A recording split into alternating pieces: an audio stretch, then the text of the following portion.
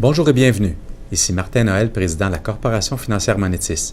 J'aurai le plaisir de vous accompagner au cours de cette vidéo sur les écarts calendaires. L'écart calendaire est construit en achetant une option et en vendant simultanément une autre option à court terme de même type sur la même valeur sous-jacente avec des échéances différentes. En fonction des objectifs à atteindre, l'investisseur choisira des prix de levée identiques ou différents ou un écart entre les mois d'échéance plus ou moins important. On distingue les écarts calendaires selon qu'ils sont horizontaux ou diagonaux.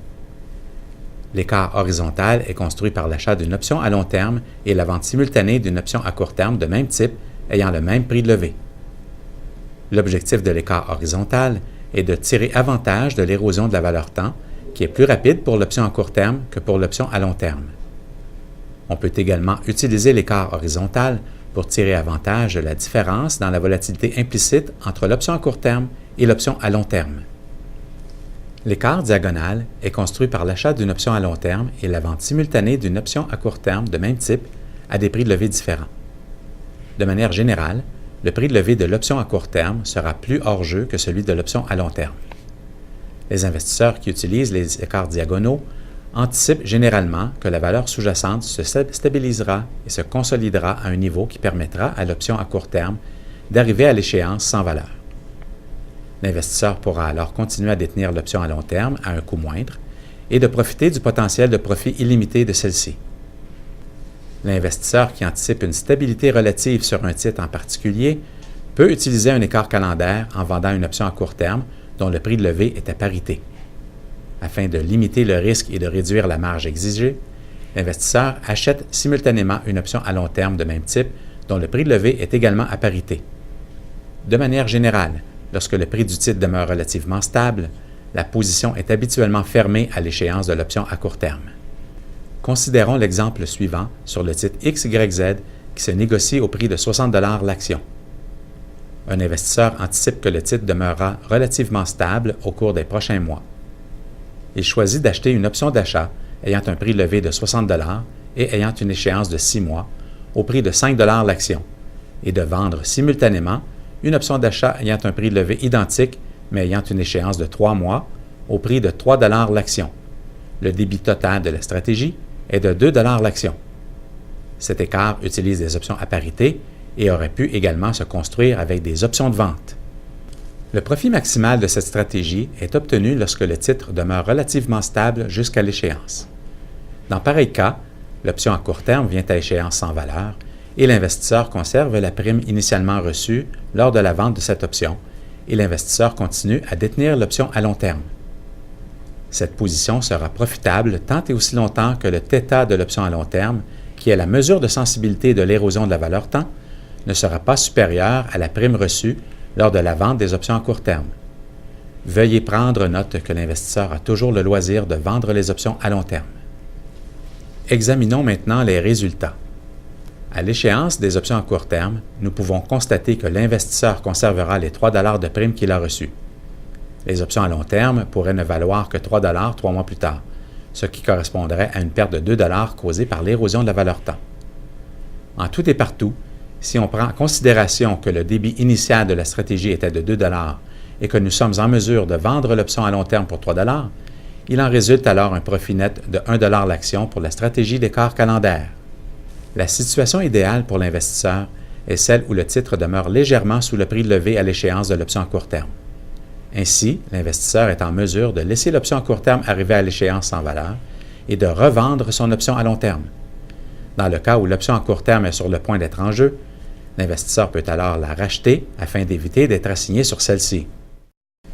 Dans le cas où le titre baisse, l'investisseur peut prendre la décision de fermer la position et d'encaisser une légère perte.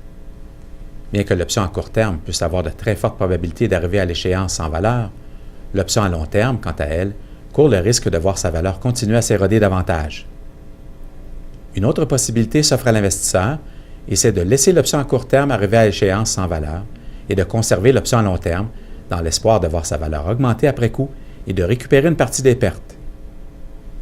L'investisseur pourrait également choisir de revendre l'option à long terme afin de limiter les pertes et de garder sa position courte sur l'option à court terme dans l'espoir que celle-ci arrive à échéance sans valeur. Veuillez prendre note que les positions non couvertes requiert le dépôt de marges importantes afin de couvrir le risque de voir le titre renverser sa tendance de telle sorte que l'option courte devienne fortement en jeu. Dans le cas où le titre augmente, les deux options deviennent en jeu et la valeur intrinsèque augmente pendant que leur valeur temps continue à perdre de la valeur. La valeur de l'option à court terme à l'échéance est égale à sa valeur intrinsèque, alors que celle de l'option à long terme est composée de la valeur intrinsèque plus la valeur temps équivalent au temps à courir jusqu'à l'échéance.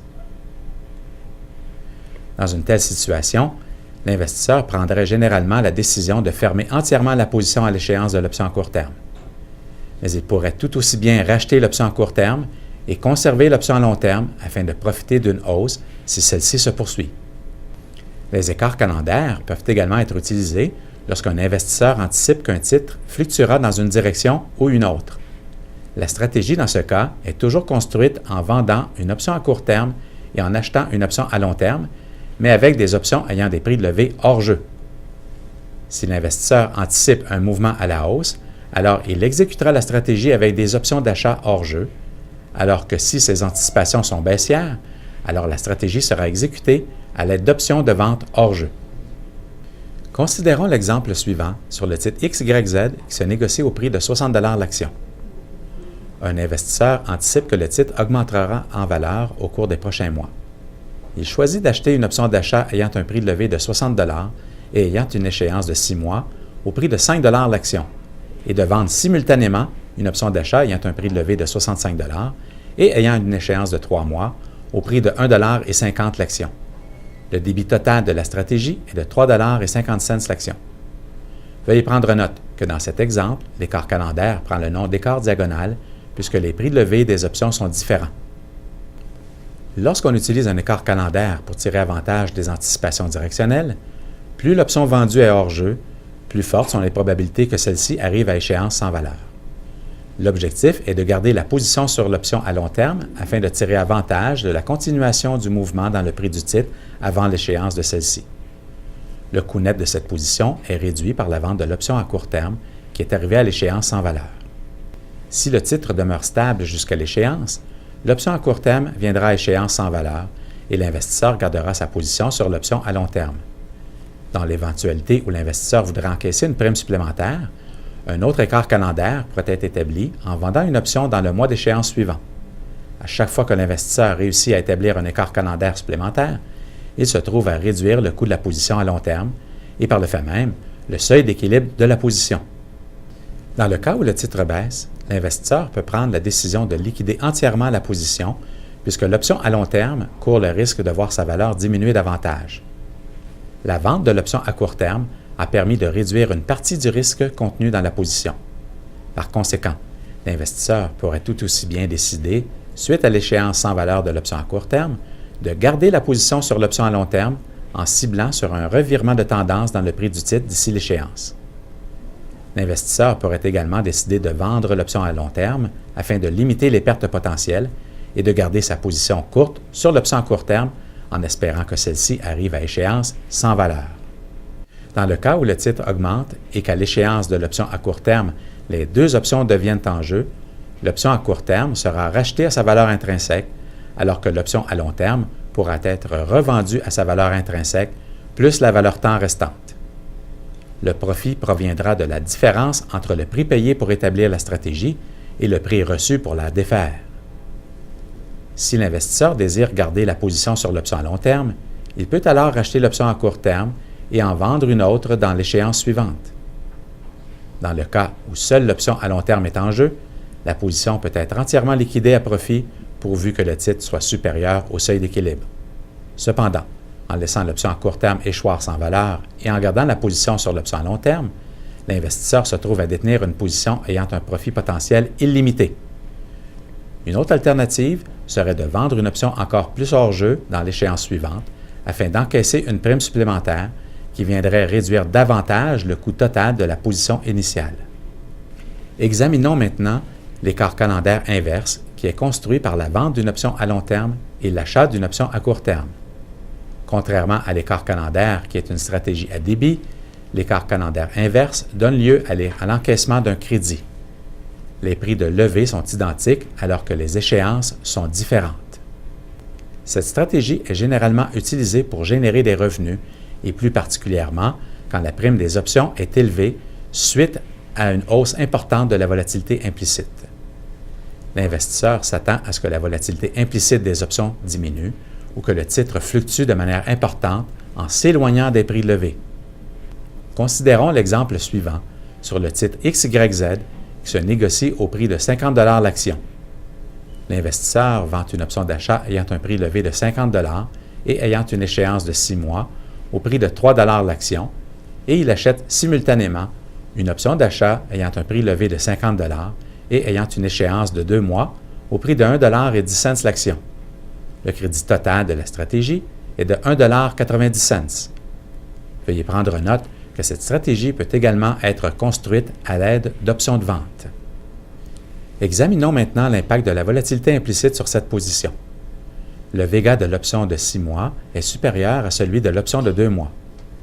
Par conséquent, une baisse de 5 % de la volatilité implicite réduira davantage la valeur de l'option de 6 mois qui a été vendue. L'option d'achat de 6 mois qui a été initialement vendue pour une prime de 3 $ peut maintenant être rachetée à un prix de 2 $ l'action, ce qui résulte en un profit de 1 $ l'action.